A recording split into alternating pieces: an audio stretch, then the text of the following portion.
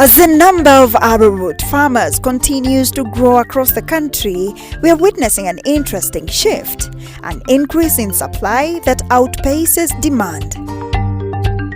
This scenario raises an important question of how can we enhance the value of this nutritious tuber? Value addition is key as it transforms arrowroots into a variety of products, thereby fetching better prices and creating more sustainable livelihoods for farmers. Today, we are telling a story of resilience and innovation in the face of challenges. Stay tuned as we explore the exciting potential of arrowroots and the impact of value addition in Kenya.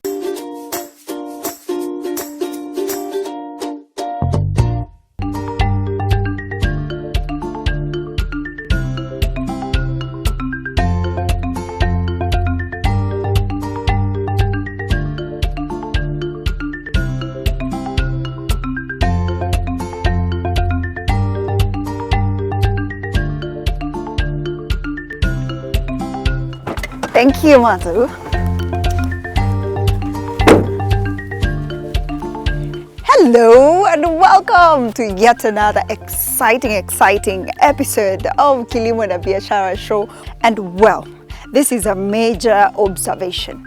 The international market for value-added products is growing, and the local producers and manufacturers have not been left out. And today, we want to explore the world of arrowroots value addition. We've never done that before, but we've done arrowroot farming. So today, let's explore the never-ending world of arrowroot value addition. Shall we?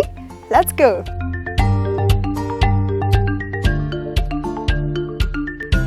Elizabeth! Hi, Linda. You're Welcome right. to Bidelo. Thank you. Wow, Let me remove my made it. gumboots. Hello. Okay. Hi, Linda. Good to meet you And too. welcome to Bidelo. Thank you so Okay. much. I see you have my gear Absolutely. We want to prepare you to go into the production area. Yes. Because we need the necessary outfits. Yes. Yes, absolutely. May I help you? here. Thank you so much. Okay. Thank you. Okay. And yeah, take your time. Okay, we also have a net for your hair. So Biosafety is key. absolutely, absolutely. Okay. This is our necessary rules that ensures that our food is safe Okay. and secure. Is it all Yeah, perfect. It's all in. It's all in. You're all safe now. And if I may also offer you the necessary shoes to go in. Now I'm ready. Okay, you're ready. Welcome in. Thank and you. Please, if you may go before me. Okay. Please welcome to our factory. It smells so nice. Yeah, the production is ongoing. So before we even get into the production and everything that happens here, we'd like to know about Elizabeth. How has your journey been? I am originally from Elgeyo Marakwet. I grew up, or I was born in the Cherangani Hills. And as a child, those days, Cherangani Hills was very cold. So we didn't have much of maize. So maize was kind of exotic to us. But whenever we got maize and we wanted to prepare ugali, we had to be very creative about how to make our ugali thick. And most of the time, really, I came to realize that our ugali was really nutritious because she thickened it, or she mixed it with, she fused it with millet, sometimes with sorghum, sometimes with potatoes. But the best part of the ugali for us was really the ugali crust. And in the 90s, after I finished my bachelor's degree at Kenyatta University, I was very fortunate to go on an exchange program to the US. I would like really to give a lot of gratitude to Mama Tabitha Sahi. She was the one who really encouraged me to go to the US at that time. And while in the US, I met a lot of other students from different countries. The most remarkable for me was when we were asked to to bring a dish. We had what they called potluck dinner. One of the most impressive things that I really learned in this was the Mexican food. Because there was this Mexican lady that brought every time something special, you know, nachos or tortillas or quesadillas. I was really inspired by the Mexican way of how they have commercialized maize. They have created fantastic products. So we came back in 2010. At that time, actually, we started the company. And now let's talk about what happens here. What really happens in this facility?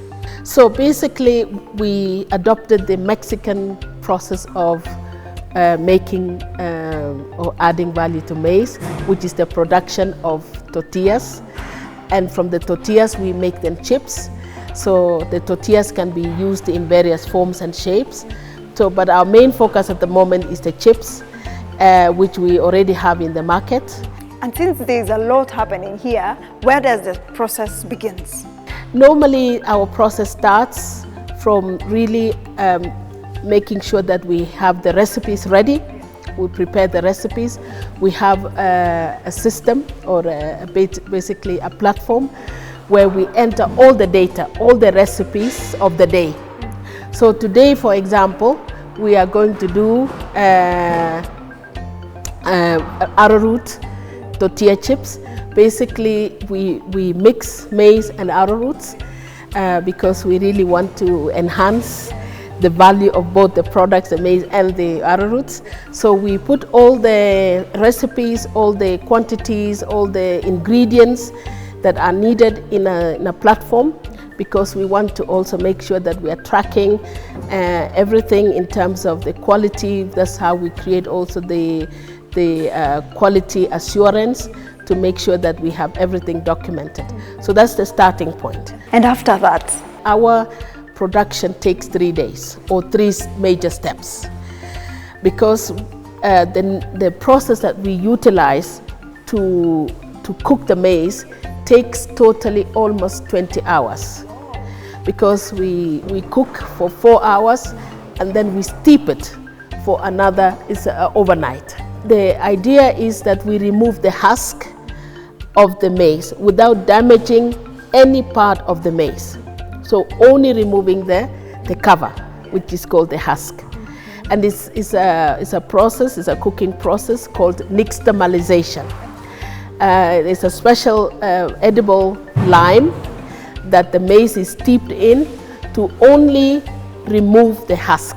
And what's the importance of removing the husk? The process of nixtamalization enhances the nutritional value of the maize.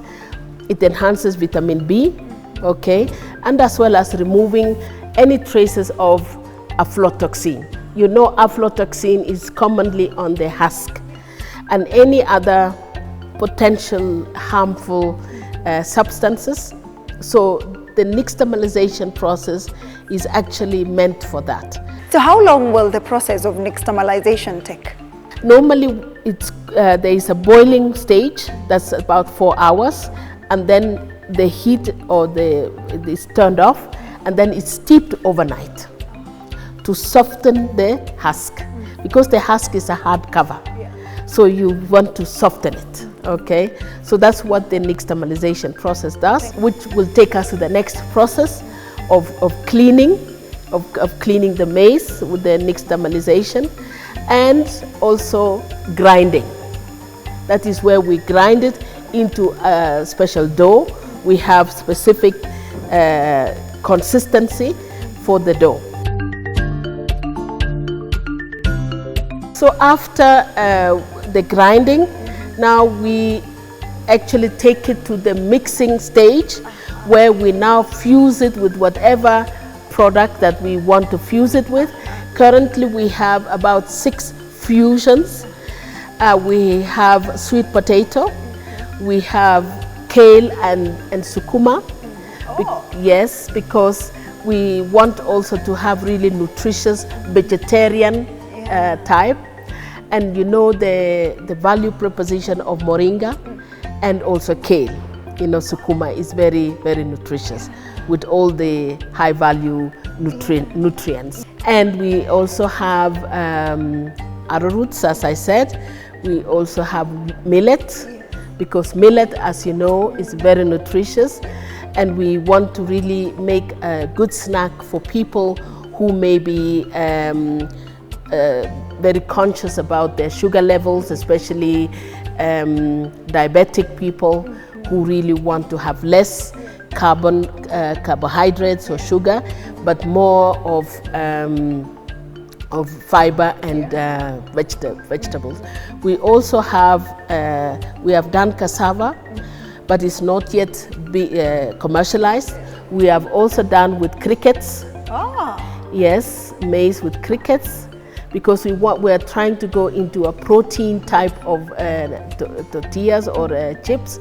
We did do an exhibition. We presented our crickets chips in the Rwanda Agri Show. They invited us for the innovation. So we can fuse it with anything and everything.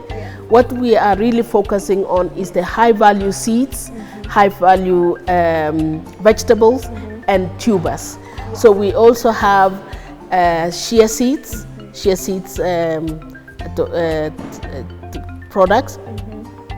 We are now going hopefully to venture into others like fruits and other high value seeds. But where do you source all these materials? Because clearly there's a lot of products that you need at the beginning. Basically, we're really proudly Kenyan. We try to get all our products locally, and we want to develop and commercialize our indigenous crops. So even as you strive to support the local producers, is there enough supply for your products? Absolutely. I think that, supply has to go with demand. The more there is demand, the more there will be need for people to do it. Look at crops like avocados today. Because of the demand, people are going into it. Macadamia or cashew nuts. This is where we need to commercialize and to really create the demand. We still have a lot lined up for you, including now looking at the value addition process of Arrowroots.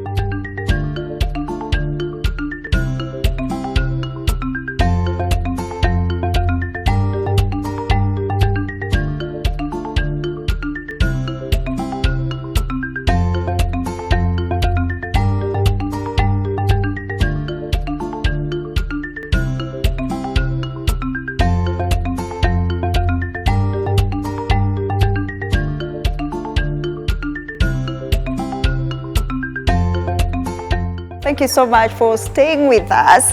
And if you're just joining us this minute, then it's not too late, because today we are focusing on Arrowroot value addition. And we are getting into the value addition now. And we have Elizabeth. Elizabeth, tell me, what happens in the value addition of Arrowroots? So once we have cooked and they are ground into a nice paste, they are mixed and really blended well. Now we bring it to the extrusion machine, where they are put through the extrusion machine and they go into the oven. They are baked. So how long is the baking process? Actually, it's I would say 5 minutes, because it's a whole machine that bakes and also cools it, and then it goes to the packaging area where they are packaged and then taken to the cooling or to the freezing section, where they're kept for as long as they would be needed. So generally we prepare for the next production, because our products are produced on order.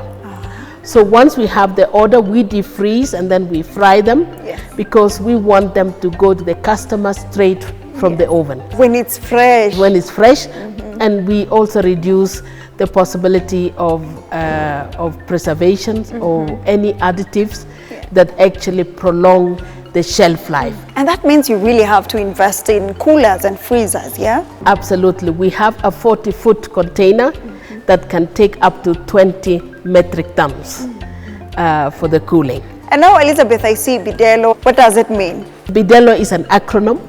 So B is our family name, Bishop. which is German origin name. And also the influence of the innovation was heavily influenced by a Swiss way of processing. And Delo means developing local opportunities. That is really our philosophy.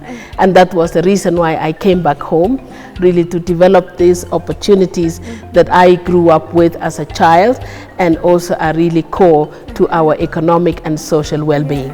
And now speak to us about the market, especially with the imported products of the same and with the local products, because I know the competition is stiff. We differentiate ourselves from them from the fact that we are natural.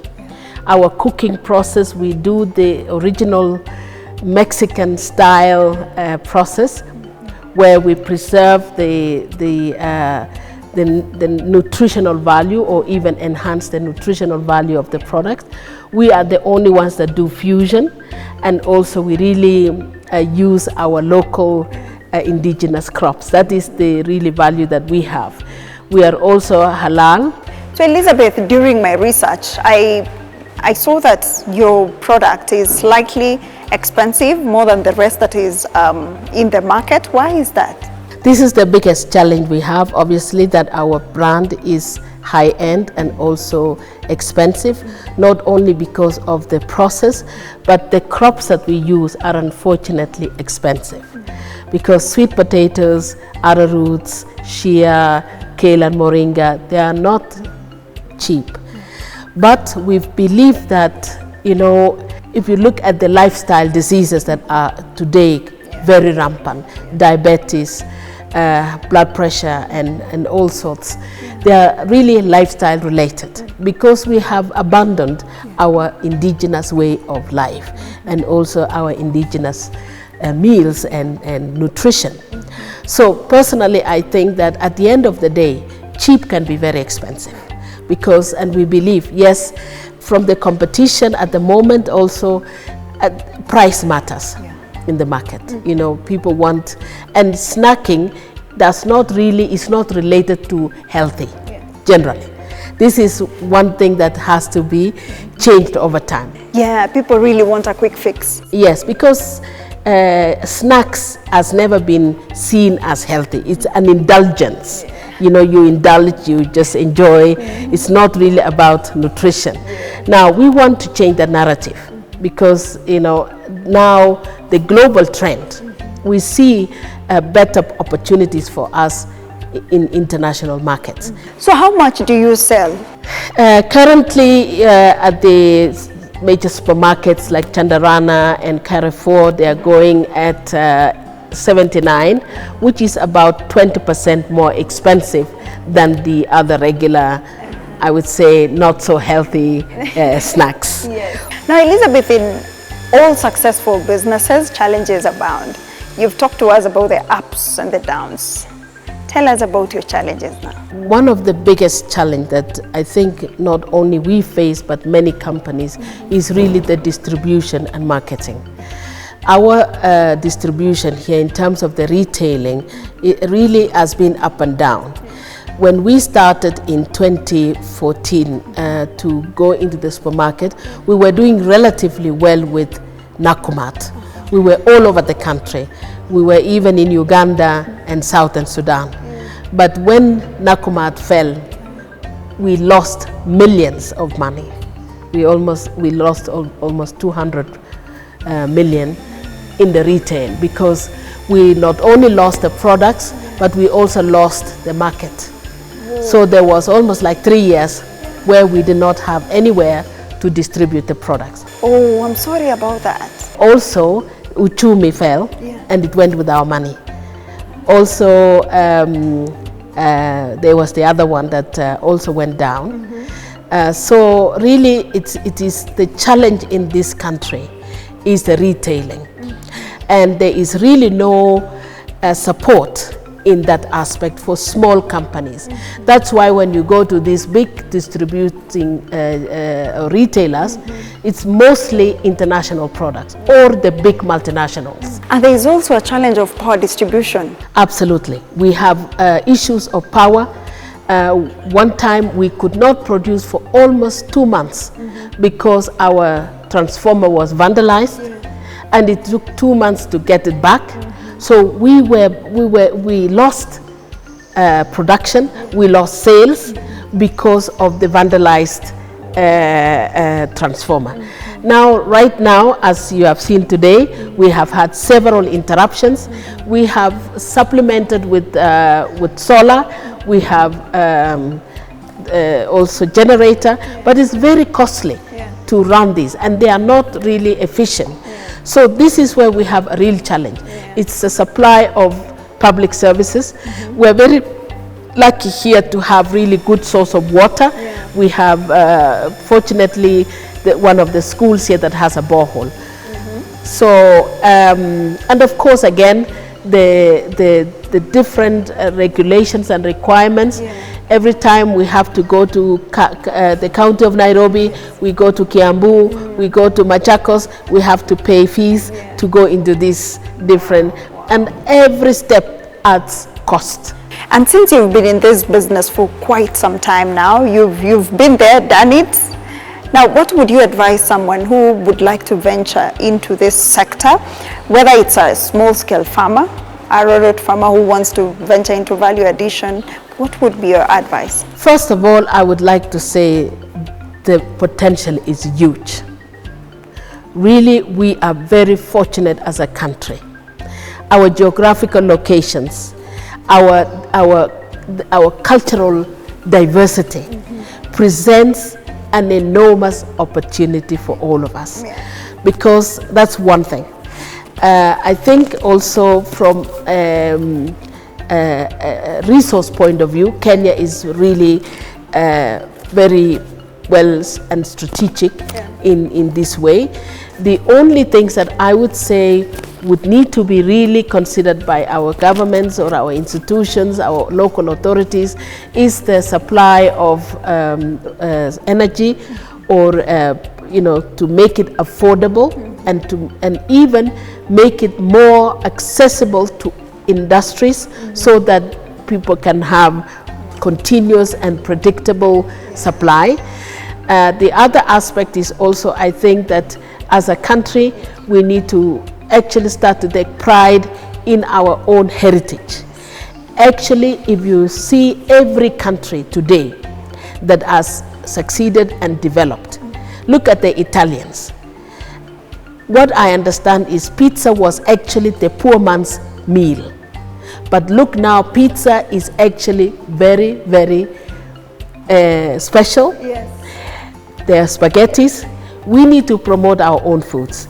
Personally, I think mutakoi could be already an international delicacy. So cheers to our Kamba people. Cheers to our Kamba people, absolutely. The mokimos, the mursik, for example, for the Kalenjins, our fish from the lake. We have all our cultural foods and way of life. The Maasais, do you know that the Maasais with dried meat? Biltong today is a world delicacy, the dried meat from South Africa. Why don't we have these things, So it is about actually going back to our roots, because our way of life is actually the life that is in demand today. Believe me, people want healthier lifestyles, nutrition. They also want something really delicious. And I believe all our foods as Kenyans, and as diverse as we are, we need to go back and see what is in our Luya community, what is in our Kikuyu community, what is in our Somali community, that we can really commercialize and be the dish of choice, and and really that the world is looking for. Wow. So I'm really grateful that I'm in such a country that is so rich in culture, in way of life, of course, in foods and nutrition, and we hope that we will focus on this. Wow. and promote our way of life.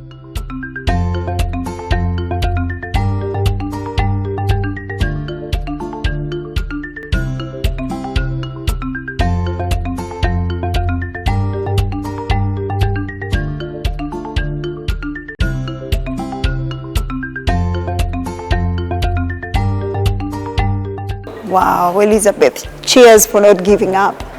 And thank you so much. We appreciate you. This has been a mind-blowing show. I've learned a lot, and Kenyans will be happy with this for sure. Thank you. And thank you for being part of the show today. Wow, for sure. For me, this is mind-blowing. This is why the competition between the local industries and the products that comes from outside is just out of this world. The competition is unfair, but the supply is there here in the country, so there is huge potential, like Elizabeth said. Perhaps we need to tap into those gaps. Thank you so much. My name is Linda Koske. See you again next Sunday for yet another exciting episode of Kilimo na Biashara. See you.